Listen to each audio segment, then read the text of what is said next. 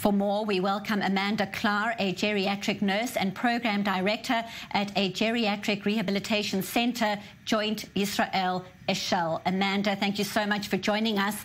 There is so much concern about elderly people in the country and across the world and the problems that they might experience if they do get the coronavirus. What, in your opinion, should elderly patients be doing during this partial lockdown period to protect themselves?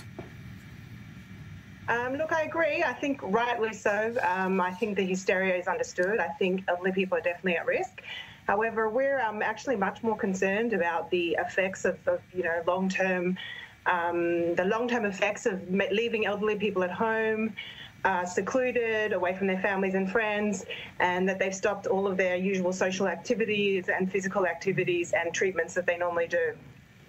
So, Amanda, to that exact point, it's Friday afternoon. This is just before the Sabbath for many people, usually a time of families getting together. Around the corner, the festival of Passover, also a family time, also the festival of Easter coming up.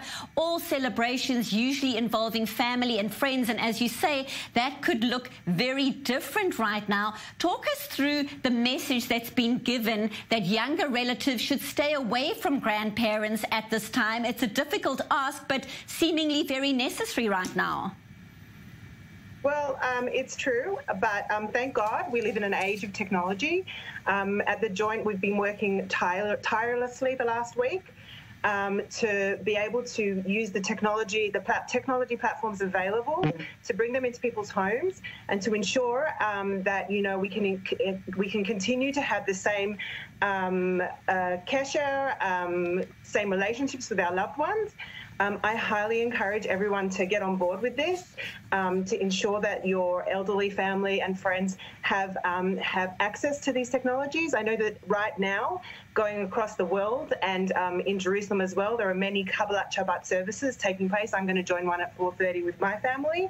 And also we're about to do an online Zoom session with my husband's extended family later this afternoon. So I think we have to think about technology and using technology to bridge the gap that this has caused.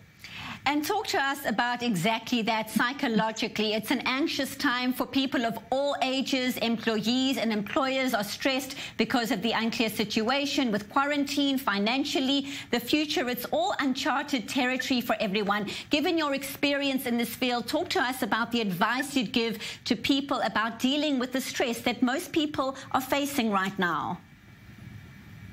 So I've spoken to a lot of people this week. A lot of people have reached out to me as a nurse to get advice on how to cope with their family and friends. The advice that I've given is that too much news also is not a good thing, and we need to be careful with what we watch. There's a lot of misinformation out there, and misinformation just increases anxiety. I think it's important that people have access to information because that actually does relieve anxiety. But that it's correct information and up-to-date information. I also am telling people just think about today. Think about the good things that are happening today. Don't focus too much on next week and the week after. Even Pesach, people are able to ask me a lot about what about Pesach. How am I supposed to prepare? Are my parents going to be able to spend Pesach with me? And I keep saying to them, let's focus on this week. Let's focus on making sure that your parents have the support that they need right now today, and we will think about Pesach in the coming days. Thank you so much. Amanda Klahr, geriatric nurse and program director at a geriatric rehabilitation center, Joint Israel Eshel. We appreciate your insight.